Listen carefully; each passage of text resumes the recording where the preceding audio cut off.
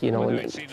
you know, maybe a little bit unfortunate one there, a little bit unlucky they can't get back, but then it was just one-way traffic. This is the nail in the coffin. I think it was just in. Me too. Line in Munich of Bayern Munich 3, Barcelona 0.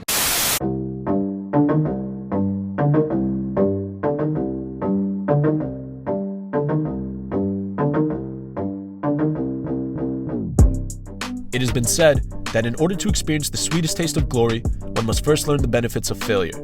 For many, the hunger for success and the very many economic and structural benefits that can arise from reaching the pinnacle of one's respective field can act as either the precursor and standard that inspires future seasons of equally stable success, or fall towards a persistent effort to chase the glories of the past by attempting to fast-track the road to success, leading to a significant decline in quality, a growing inability to maintain organization, and a steady loss of identity. This cataclysmic drop in stature, mixed with an overgrowing pressure to revive the stability that was once the bare minimum, can lead individuals or teams to make rash decisions and, in some cases, gamble the future of their existence as a means to stop the bleeding of today. When it comes to Barça and their incredibly storied history within the great game, their place amongst the absolute best in Europe has been solidified for everyone to bear witness, changing perceptions and opening minds with their significantly impressive tiki-taka style, one that was cultivated through the genius of Johan Cruyff and passed down through generations, embedded within the fabric of the club via the youth system and philosophy, which evidently developed as the ultimate cheat code tactic under the tutelage of former club captain Pep Guardiola, effectively generating a rush of trophies and success that would last from the early 2000s until the late 2010s. Catapulting them as one of the winningest teams in Europe since the turn of the century.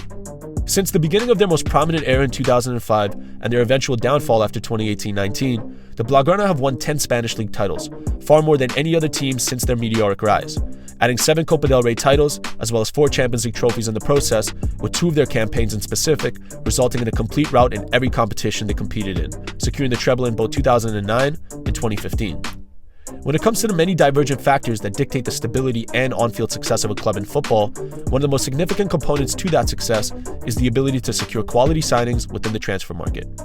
Transfers are educated investments that teams make in an attempt to improve their squads with talent and/or experience, hoping that the impact of these transactions can effectively provide the team with the necessary support to pay it back and much more via the success of winning trophies and qualifying for continental competitions on a consistent basis.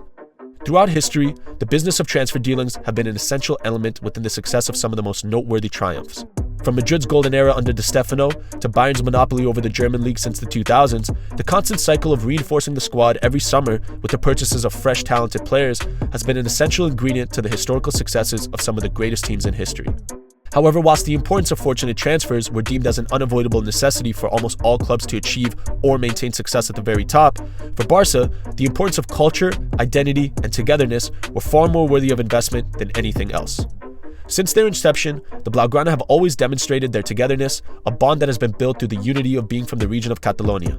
In September of 1714, Catalan troops were defeated by the troops of the King of Spain, which would result in their culture and values being oppressed significantly for the centuries that would follow. Since the birth of FC Barcelona in 1899, the club has acted as the only outlet for Catalan culture. It has been said that the fans and players would communicate with each other in Catalan, keeping alive a language that was once on the fingertips of extinction. Their flag was banned indefinitely, and all nationalism, bar Spanish, was forcefully prohibited. Whilst for many, this level of psychological segregation and suppression of identity would be all too overwhelming to bear, for Barça, being purposefully isolated as the black sheep of Spain effectively became the foundation and building block behind the true identity of the club. Through the late 1900s, Barça would continue to build on their culture and philosophies, and whilst their rivals were investing their money and resources in the transfer market, spending large amounts in order to secure the best players around Europe, Barça elected to continue dedicating more effort in developing their academy and choosing to spend their focus on what they already had, as opposed to what they could get. They would reach the pinnacle of Europe for the first time in 1992, winning their first UCL title in Wembley off the back of a free kick in extra time. However, it would only be the tip of a rather very large iceberg waiting for them at the turn of the century. After Cruyff's incredible achievements in the early 90s, Barça would go on to win another 4 La Liga titles, as well as a couple Copa del Rey trophies between 1994 and 2008. One could argue that the most successful coach in the post-Cruyff era was another Dutch coach named Frank Rijkaard, who was appointed as manager of the Blaugrana in 2003. The arrival of Rijkaard was the beginning of a new era at the club. 03 would not only be the year Barça would acquire a new head coach, but a new president as well. A young Joan Laporta took the reins for the first time in 2003 and would give the Catalans a sense of hope for the future.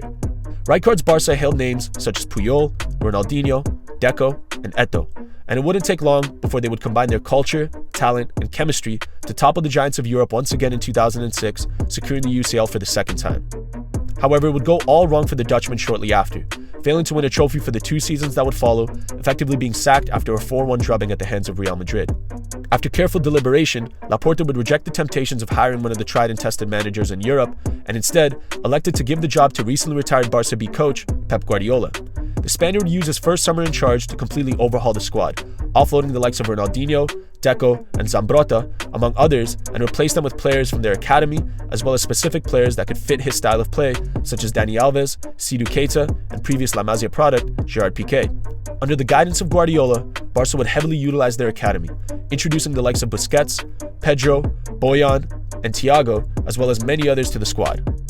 These additions, paired with the already established La Masia players present in the squad, such as Xavi, Valdez, Iniesta, and Messi, created an atmosphere of confidence and togetherness that will be remembered perhaps as the best we have ever seen. Between 2008 and 2013, Barça would live, breathe, and die behind the philosophy created by Cruyff, developed by Laporta, and mastered by Guardiola. They would win a number of trophies within this time frame, all the while doing so with the same identity, culture, and system that they have always operated under. However, everything would begin to change in the summer of 2014, when Barça would beat their European rivals to secure the transfer of Luis Suarez for 82 million euros, as well as that of Brazilian superstar Neymar, a transaction so shrouded in controversy and corruption that it would result in Barça president Sandro Rosell stepping down, as well as the club being subsequently charged with tax fraud in the months that would follow. Vice President Josep Maria Bartomeu would step into the role of president, creating a sudden shift in direction for the club, one that would evidently act as the inception of their downfall. However, with a bank full of chemistry, ability, and tactical proficiency accumulated through the many years of glory, the cracks were not glaring from the jump with Barça. In fact, the following season, they would once again topple every titan that stood against them, becoming the only club in history to secure more than one treble, as they would outlast Madrid in La Liga, dismantle Bilbao in the Kings Cup final, and go on to defeat Juventus in the UCL final, capturing the club's 5th UCL and their 4th since the 2000s. Sadly for culés, this would be the last time they would taste the glory of European success. As for the few seasons that would follow, the Blaugrana would fail to make a Champions League semi-final, falling in back-to-back quarterfinals to Atletico in 2016 and Juventus in 2017. Whilst they still had the capacity to secure trophies domestically, the cracks within the structure of the club would begin to become more evident as the pressure to recapture their dominance of 2015, especially on the European level, became a subject of frustration and eventually panic from board members all the way to the fans. Although internally, the instability was already becoming a huge concern, it would be exposed for the entire world to witness in the summer of 2017 when Neymar, the man whose transfer kickstarted the eventual downfall of Barça, would shock everyone, including the Barça board, when he agreed to swap Barcelona for Paris, joining PSG for an earth-shaking 222 million euros, a transfer fee that smashed the previous record as the most expensive in history. The move would cause even more issues for Barça, as now the panic was really beginning to settle in, with fans unhappy and angry with the loss of their young star, blaming the inept decisions of the board and the backwards progress of the club as a reason for their downward trajectory. In the midst of an internal disorientation and a clear dip in results externally, particularly in Europe, the pressure to fix all of these issues prior to the start of the 2017-18 season became an improbable task as the Barça board went from worrying about a handful of issues to now essentially a forest fire of problems, unable to determine which they should put out first. With every team in the world now aware of Barca's new injection of funds, as well as their immediate need for talent that could replace the contributions of a player like Neymar to in turn relieve the extreme pressure mounted on the board via the fans and media, opposition teams that were shopping players that the Blaugrana may have shown interest in had swiftly raised their asking prices, using the Neymar transfer as a benchmark to explain the new value of their talent. Although there were a few shouts internally, as well as from certain media members, to hold on to the funds and devise a strategic plan to invest some of it into the development of youth, as well as another bit on restructuring the debts of the club and using what's left on attacking the following year's transfer market with a more prepared plan of action, the board was seemingly unwilling to patiently reason with an already disgruntled fan base and instead opted to pay highly inflated fees for big-name players as a way to slow down complaints from fans and journalists alike. The act of buying expensive players as a means to show fans that the board is putting in an effort to improve the team every year became a lazy and inauthentic tactic that not only quickly became an example of just how much Barca had strayed away from the identity that was once at the center of each and every achievement they managed to capture, but also the primary reason why the club eventually fell into financial ruin. Since the summer of 2015 until Bartomeu's eventual demise in October of 2020, the Blaugrana would spend close to €1 billion on transfers alone, chasing the ghost of a Champions League title that after years of burning money to attain, just never seemed to formulate. In fact, It would rear one disappointing season after another, progressively getting worse and worse as the failure in investments and an aging core who were now suffering from a dwindling confidence and a tactical style that seemed to also grow old and played out, led to an inability to accrue consistent success as the entire structure of the club was standing on shaky legs, with the issues within the club being highlighted most during their epic Champions League collapses against Roma in 2018, Liverpool in 2019, and a historical embarrassment against Bayern in 2020. By the time Bartomeu resigned, Barcelona were dishing out an average of 280 million euros per year just on player salary. And with a string of unsuccessful transfers, an unsustainable wage structure, as well as then dealing with the financial hammering that all clubs, especially the elite teams, suffered from due to the effects of COVID-19, Barca would accumulate over 1.5 billion euros in debt, leading to the resignation of the president as the club was becoming dangerously close to bankruptcy.